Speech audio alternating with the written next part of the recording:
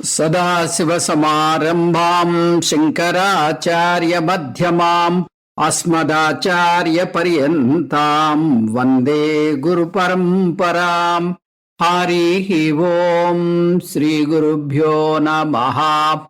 Harihi Om. Today we will do the bird's eye view of 7th chapter, that is the summary of 7th chapter. So first 6 chapters we called it Shatkam 1. In Shatkam 1, Paramatma discussed about the Jiva Swarupam.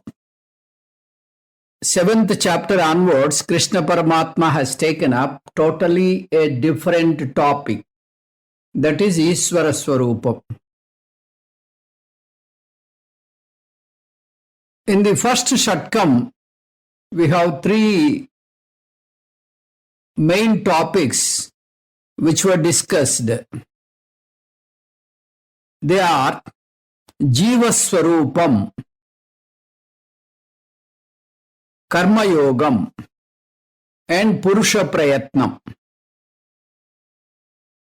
So these are the 3 main topics which were emphasized in the first Shatkam, that is chapter 1 to 6.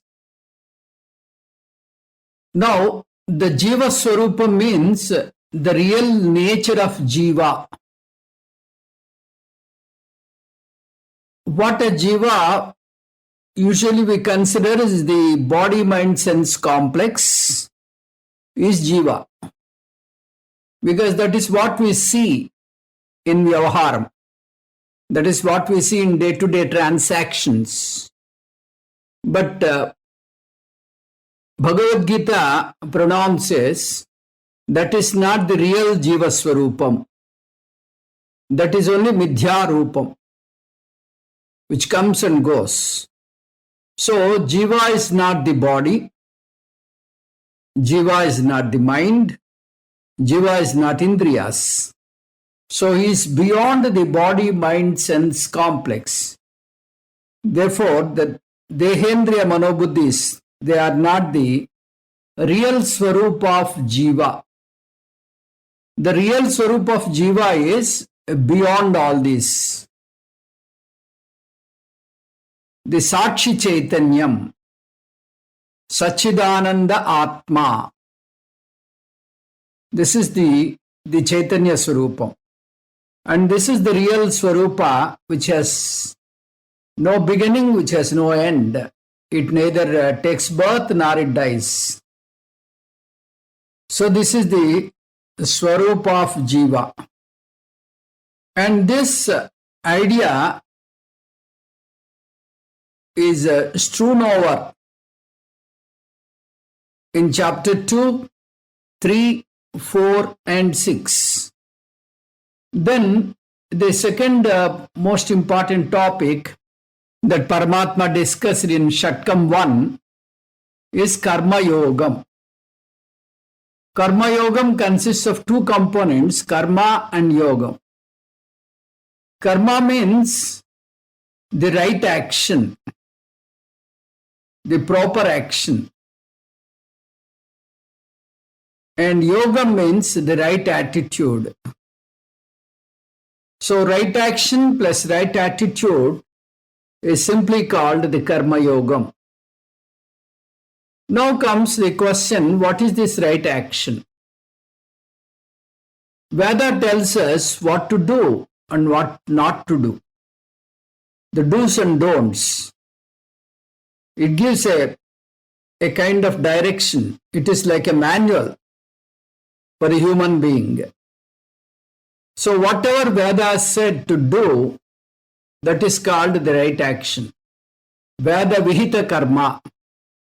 Veda Nishiddha Karma is not to be taken up. Then you may wonder how to know what is Veda Vihita Karma. For this, it is simplified this way. Para Upakara Karma is Veda Vihita Karma. They are otherwise called Sattvika Karmas.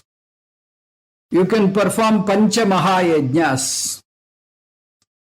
5 Pancha Mahayajnas are Daiva Yajna, Rishi Yajna, Pitru Yajna, Manusha Yajna, Bhuta Yajna. These are called the right actions. Then what is the right attitude? Right attitude means if you are doing a work, if you take up a work, do it with a dedication that the work is going to be dedicated to God. So whatever the work you take up, maybe it is your daily routine, you dedicate your work unto God. At the end of the work, you dedicate it to God. Because you are dedicating it to God, you don't take up a Nishiddha karma. You don't take up para apakara karma. Invariably, you take up para upakara karma. So the work becomes divine. You bring the godly element into your day-to-day work. So the entire work becomes divine. And you do it with reverence. So this is Ishwararpana Buddhi. So do your work with Ishwararpana Buddhi. And every work gives you the karma phala. The karma phala may be in your favor or it may not be in your favor. If you dedicate your work unto God, naturally the karma phala is given by God. So it is Ishvara Prasadam. You accept, you accommodate whatever be the karma phala you get as Ishvara Prasadam. This attitude is the right attitude.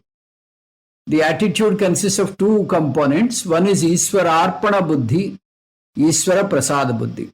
While doing the work, do it with the Arpana Buddhi to Ishvara. While receiving the karma phala, receive it with Prasada Buddhi. Because this is from Ishvara, I won't brood. This should be the attitude.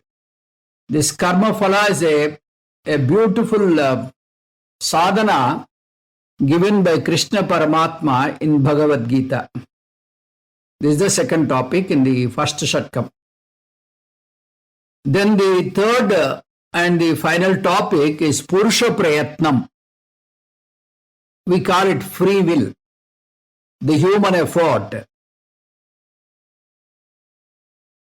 In our Hindu Dharma, most of the people, they have a misconception.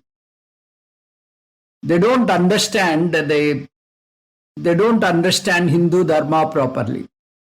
They think that Hindu Dharma is propagating the fatalism, vidhi. They think that the people are driven by the fate. They have no play to rectify it. And these people, they are programmed by Brahmaji and sent here. From day 1 to the date of death, these people, they simply act according to the will of God. They cannot undo whatever is already programmed. So they have no play to rectify their future. That is the feeling. So this is a blame given to the Hindu Dharma also by the other religions and foreigners. But this is not the correct thing. Veda did not say this. Here, Krishna Paramatma very firmly says that an individual will have a right, will have a privilege to rectify his future. That is called free will, Purusha Prayatnam. This Purusha Prayatnam is very, very important. So if you do Purusha Prayatnam, you can rectify your,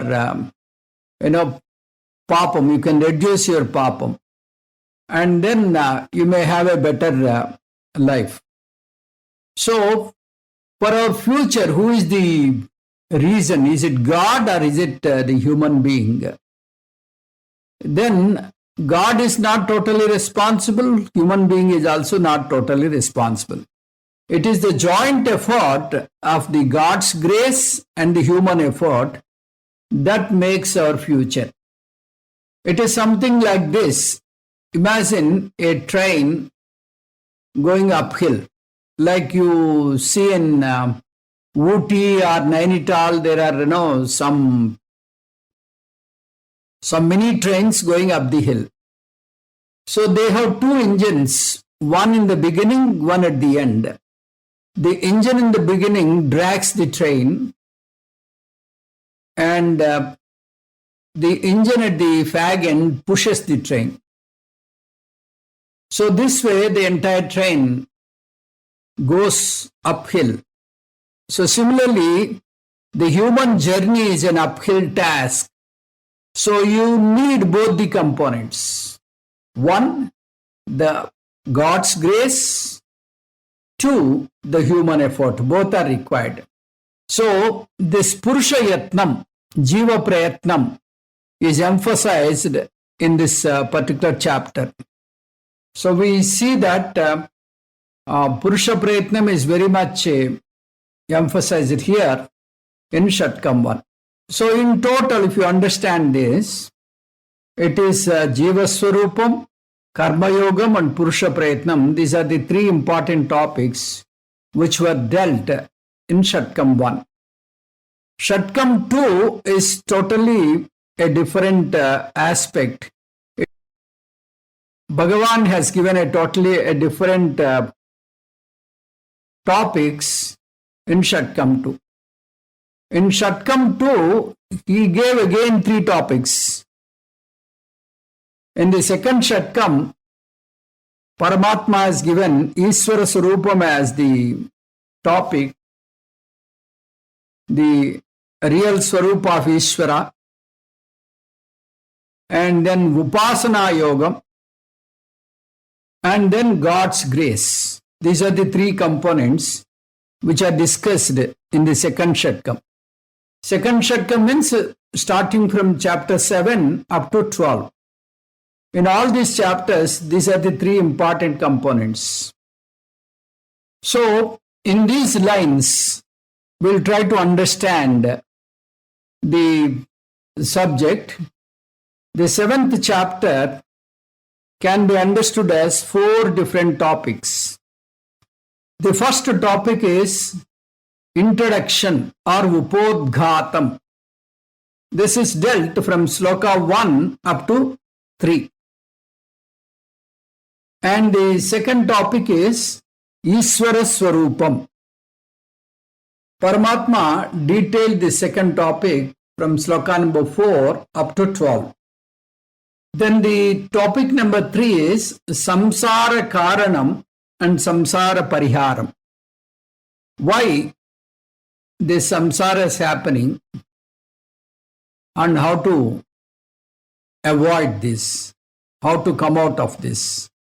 This is the topic, and this is dealt from Sloka number 13 up to 19. Then the fourth and the final topic is the two kinds of bhakti, which we call it as Sakama Bhakti and Nishkama Bhakti, which is dealt from Sloka number 20 up to 30th. So this is the roadmap of 7th chapter. So we'll go topic by topic and analyze. The first topic, as I already discussed, is introduction, which is from Sloka 1 to Sloka 3. So, in this, Paramatma said, "Hey Arjuna, I am going to teach you Jnanam as well as Vijnana." Generally, when we hear this, we think that Jnanam and Vijnanam both are same. Why Paramatma has repeated Jnanam again as Vijnanam? Here there is a subtle difference between Jnanam and Vijnanam. Jnanam means Saguna Ishvara Jnanam. The Ishvara with attributes. The knowledge of Ishvara with attributes is called Jnana. The knowledge of Ishvara without attributes, that is Nirguna, Nirguna Ishvara Jnanam is called Vijnanam. So he assured that he will teach both Jnanam as well as Vijnanam. So Bhagavan is going to reveal the Ishvara Swarupam in totality. So this is the beauty of this particular chapter. Now, the second topic, which is Ishvara Swarupam, he dealt from sloka number 4 up to 12. So here Paramatma tells that Ishvara Swarupam consists of two components. One is called Paraprakriti, other is called Aparaprakriti. If you want to know this in simple terms, Aparaprakriti is the matter or the Padartha Tattvam. Paraprakriti is the consciousness or Chaitanya Tattvam. So both together forms Ishvara. Ishvara consists of both Paraprakriti as well as Aparaprakriti. Paraprakriti and Aparaprakriti are beginningless. They are anadi. So we cannot create Chaitanya. Similarly, we cannot create matter. Matter can never be created, nor it can be destroyed. The matter can go to Avyaktam and again it becomes Vyaktam. Only thing is it changes from Vyaktam to Avyaktam. But totally you cannot destroy. It can go to Bija form, Avyaktam. So, the Ishvara Swarupam, the Anadi Ishvara is Anadi Chetana Tattvam, Anadi Achetana Tattvam or Anadi Padartha Tattvam. So, Paraprakriti and Aparaprakriti mixture is Ishvara. And Ishvara is the Karanam for Srishti, Sthiti and Laya. So, Ishvara has created the Jagat. Not only that he created the Jagat, he became the Jagat. So, he created the Jagat means he is the Nimitta Karanam. He became the world means he is the Upadana Karanam. So, Bhagavan is both Nimitta Karanam and Upadana Karanam. Our Puja Swamiji tells this in a very dramatic way. He tells that, these people on the roadside, they make rumali roti. They take a lump of wheat and, they make a small round balls and all that, and then make it circular by just pressing with the hands, and then finally they throw it with a skill onto the frying pan. So that becomes a rumali roti. Bhagavan is not doing like this. He says, Bhagavan is not throwing all of us sitting somewhere in heaven. So that is not the right picture of Srishti. In Srishti, Bhagavan himself is, presenting himself as the Upadana Karanam. So Upadana Karanam, which is Bhagavan, is right in the Srishti. He is not away from the Srishti. He is not sitting somewhere and Srishti is here. That is not the picture. You must understand this clearly. That means as Upadana Karanam, Bhagavan is presenting himself all over the Jagat. This idea is called Viswarupa Ishvara. So, Sarvam Vishnumayam Jagat. This is the idea. Ishvara as Upadana Karanam is not different from the Jagat. So Ishvara is not a separate entity from Jagat. Because as Upadana Karanam, he is very much in the Jagat. Ishvara has become Jagat. Ishvara has manifested himself as Jagat. Just as, the ornaments and the gold, if you take, the gold has manifested itself as ornament. There are no two things, ornament and gold. You cannot separate ornament from the gold. Ornament is karyam, gold is karanam. Where is this gold in the ornament? The entire ornament is gold. There is not even a single point, single place in the ornament where it is not gold. So similarly, when you look at this Jagat, the entire Jagat is Ishvara. Ishvara is not different from this world. So this is the idea. This is like this, that means the abharanam and gold, the difference is only avastha bheda. Only the status is different. In one place, it is the mudisarku. In one place, it is the raw material. In another place, it is the finished product. That is the only difference, avastha bhedam. Just like the water, ice and steam, all three are same. All three are H2O. But they look different because of the avastha bheda. So similarly, in this entire world, Paramatma is very much present as Upadana Karanam. So don't undermine, don't look down upon the world. Look at the world as Paramatma.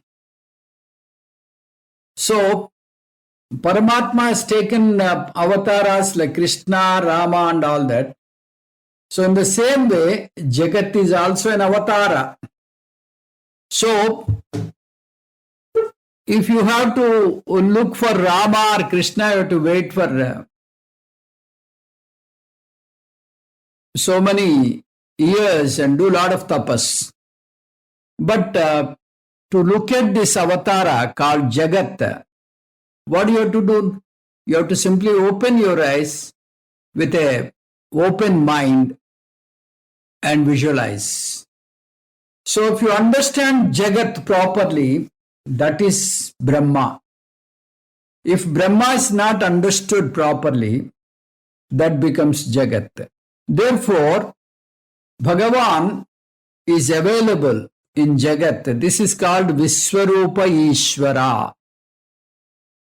Rasoham apsu kaunteya prabhasmi sasisuryayoh pranavas sarvavedeshu sabdakhe paurusham nushu. So, in the water, I am the very taste. So, he is pinpointing where he is available. So, where he can be predominantly seen. He is seen everywhere. But at certain places, it is clearly visible. So, he says, I am available as the very taste in the water. The brilliance in sun and the moon. Omkaram in Veda. The unmanifest sound in Akasha. And the ego in human beings. So whatever you listen, whatever you experience, whatever you touch, whatever you smell, everything is God. Sarvam Vishnumayam Jagat. Okay, if you are a Siva Bhakta, you can say Sarvam Sivamayam Jagat. Jagat is a right mixture of apara prakriti and para prakriti. So, this is what you have to understand. In Ishvara, both apara prakriti is there and also para prakriti is there. So you have to clearly see this. Then this apara prakriti being a matter, it is subject to change.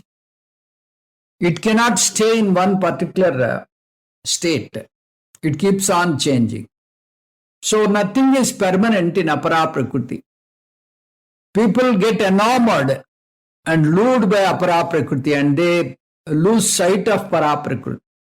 And the real swarup of Ishvara is para prakriti. Apara prakriti is a lower nature. So Paramatma wants us to switch over from apara prakriti to para prakriti. Now the question comes, where will I see this para prakriti? Paramatma says, don't search for para prakriti. Para prakriti is not a thing to be sought because the person who is seeking is para prakriti. The person who is experiencing the experienced thing is para prakriti. So para prakriti is available within me as Sakshi Chaitanya, within the world as Sadvastu. So Jiva Bhutam Mahabaho Yayedam Dharyate Jagat. So before Srishti, Paramatma is only there. And after Srishti is available within our body, mind, sense complex. Srishtehe Purvam Paramatma, Srishtehe Anantaram Jivatma iti Uchyate. The Chaitanyam is the real Swarup of Ishvara. This is all about the Ishvara Swarupam. Now we will try to understand the Samsara Karanam and Samsara Pariharam. The Samsaram is full of misery, full of, troubles and tribulations, fears and anxieties. So, how to avoid this? This is the topic. What is the samsara karanam? So, we have two aspects in Ishvara. As we were discussing earlier, the two aspects are apara prakriti and para prakriti. Most of the time, we are engaged in apara prakriti.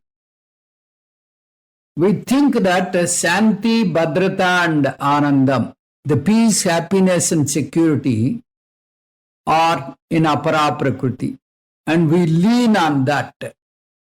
That is the problem.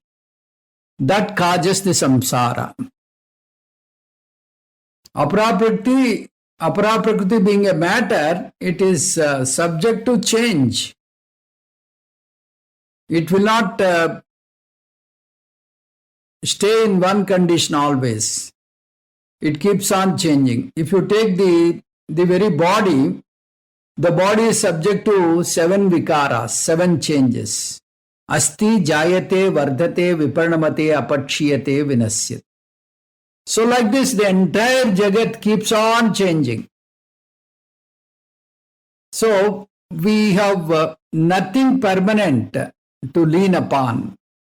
If you lean on apara prakriti, it is like sitting on a cardboard chair. Swamiji always tells, the cardboard chair is good to look at, very ornamental, but not worth sitting on it. In the same way, if you lean on apara prakriti, you are going to get lot of dukkham.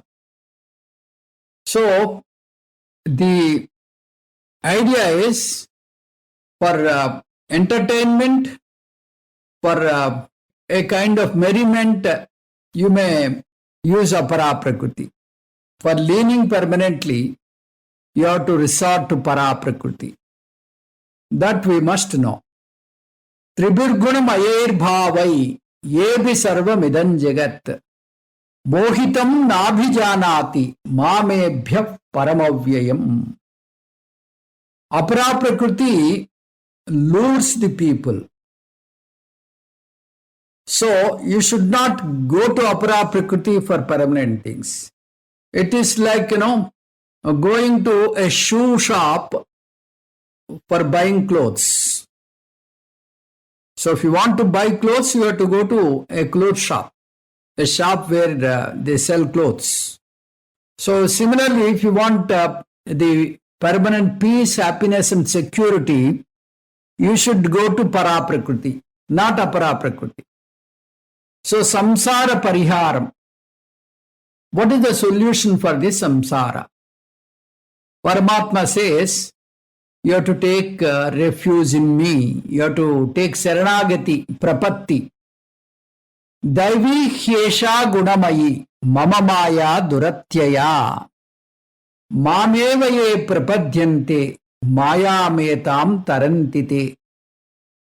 Prapatti or saranagati or bhakti is the only solution to get out of this delusion created by Maya, delusion created by apara prakriti. So this gives a confusion in the minds of the sadhakas. They think that Paramatma is advocating bhakti. They think that for moksha there are many paths. Bhakti is one path, then karma is one path, jnanam is one path, then meditation is one path, then kundalini yoga is one path. Like that there are multi paths to achieve moksha. But it is clearly pronounced in Veda and also in Bhagavad Gita, Jnanam alone will give you moksham. So here the word bhakti cannot be misunderstood as the bhakti which is sakama bhakti. The bhakti Paramatma is talking here as nishkama bhakti or nirguna Ishvara bhakti. Shreyam dravyamayat yajnat jnana yajnah parantapa sarvam karmakilam partha jnane parisamapyate. So, in yajnas, jnana yajnam is the superior one. All karmas, akhilam karma jnane parisamapyate. All kind of karmas, they resolve into jnanam. So he already told in chapter 4 that jnanam is ultimate and jnanam is the only margam for moksham. So that is the only solution for samsara nivritti. When Paramatma said, you resort to bhakti, take saranagati unto me, so that me means what? Did he mean apara prakriti or para prakriti? He meant para prakriti, not apara prakriti. Apara prakriti, already people are there. People are there and they are seeking a lot of desires.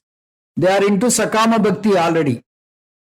So, Paramatma wants these sakama bhaktas to transform into nishkama bhaktas. This is the idea. So, now Paramatma mentioned this in Sloka 16 and 17. He said, Chaturvida bhajante mam janaha sukritino arjuna artho jijnasurardhardi jnani cha bharatarshava.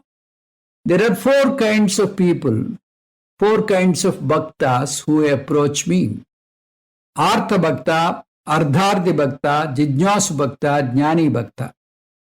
Tesham jnani nitya yukta eka bhaktir visishyate.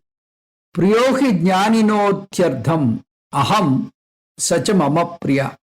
Among these 4 different kinds of bhaktas, jnani is the most beloved to me. I love him, he also loves me. He cannot see the separation between me and himself. So this is what Paramatma categorized the 4 different kinds of bhaktas and pronounced that Jnani is the superior bhakta.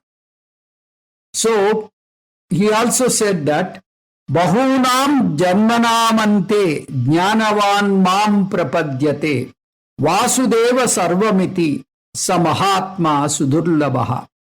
So the person who sees sarvam vasudevam iti, everything is Vasudevamayam. So like that, very few Mahatmas can only have that kind of visualization. So it is very, very difficult to get such Mahatma. So after passing so many janmas, bahunam janmanam ante, these jnanis mam prapadyante, the jnanis, they come unto me. So he said that these are all the stages from karma yoga to upasana yoga to jnana yoga. This is how they must travel. So people must travel from sakama bhakti to nishkama bhakti. That is what Paramatma advocates. Now the fourth and final topic, that is the 2 kinds of bhaktis. Paramatma wants to say sakama bhakti and nishkama bhakti are the 2 kinds of bhaktis. He wants to advocate sakama bhaktas necessarily should transform themselves into nishkama bhaktas. Without sakama bhakti, nishkama bhakti is not possible. And without nishkama bhakti, sakama bhakti is incomplete. So every one of us, we start with sakama bhakti. And we should not stop there. We have to move forward towards the nishkama bhakti. So this is the idea. Sakama bhakti means what? We'll see first.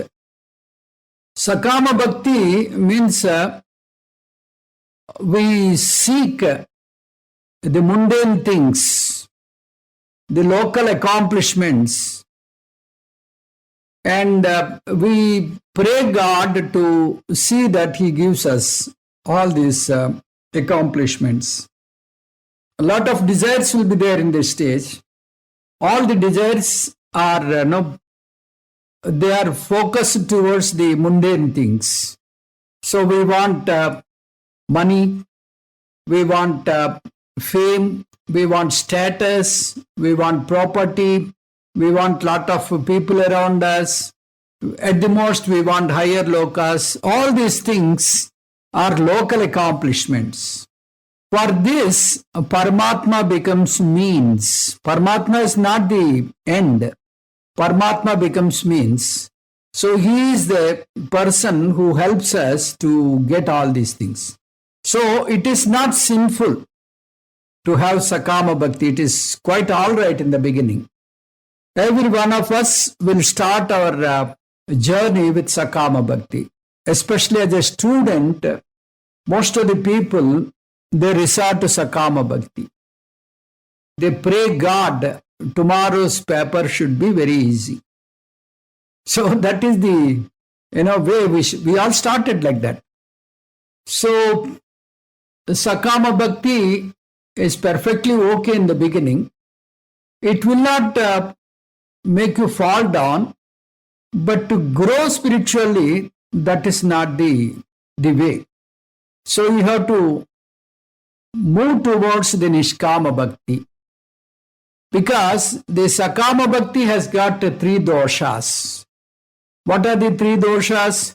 It is having Dukkha Misritattvam, it is having Atruptikaratvam, it is having Bandhakatvam. It is having Dukkha Misritattvam means what? Every pleasure that you get out of Sakama Bhakti is packed with pain. How is it packed with pain? To get a thing you desire, you have to toil a lot. You have to spend a lot of energy, lot of money and lot of time.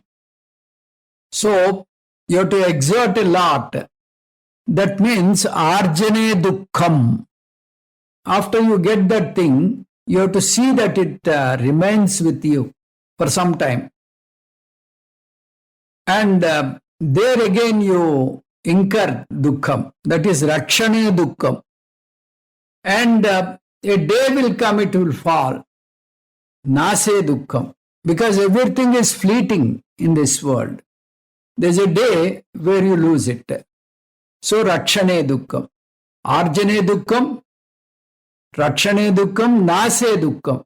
So when you lose, you feel unhappy. That is nase dukkham.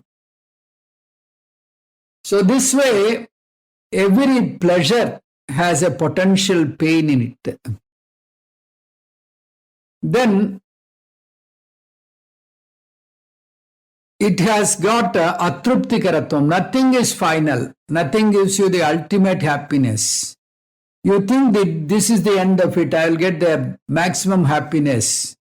But the moment you fulfill one desire, 10 things will crop up. 10 desires will crop up and haunt you. So this is an unending process. If you buy a car which you feel is your dream car, when you come out of your house with your dream car, you find your neighbor purchased a car superior to your car. So you feel small. You feel dissatisfaction. You feel very much dissatisfied. So this is the life. Atruptikaratvam is the dosham. Then bandhakatvam. Everything binds you in this world. People will bind you. The things will bind you. Places will bind you. Events will bind you. So these are the three doshas. Apart from this, these objects which you achieve by sakama bhakti is finite. You will not get infinite. To get infinite thing, you have to resort to paraprakriti. Paraprakriti is infinite, you get infinite result. That is atyantika anandam, atyantika shanti, atyantika bhadrata. They are in paraprakriti. So you have to move from aparaprakriti to paraprakriti to get that absolute happiness. This is what Paramatma advocates in this chapter. He clearly says, don't stay at Sakama Bhakti, move towards the Nishkama Bhakti and tap the very source within you and enjoy that Atyantika Anandam, which is your own source. The world is a source of happiness. The world is a source of unhappiness, sorrow. So I hate, I like. I hate, I like. These are the two aspects we entertain when you look at the world. Vedanta says the world is neither a source of happiness nor a source of sorrow. So what is the source of unhappiness? What is the source of happiness? The source of unhappiness, the source of sorrow is your ajnanam. Atma Ajnanam is the source of unhappiness, the source of sorrow. Atma Jnanam alone is the source of happiness and source of tranquility, source of security, source of peace. So, one must know the swarupa of oneself and try to stay in that nishtha and enjoy the Jivan Mukti here and now. So this is the idea. Now having told this, Paramatma has introduced 6 different topics. He said these jnanis know these 6 things thoroughly. What are these 6 things? Brahma, Karma, Adhyatmam, Adibhutam, Adidaivam, Adiyajnam, and how to remember God at the end of the life, at the time of death. prayanakale.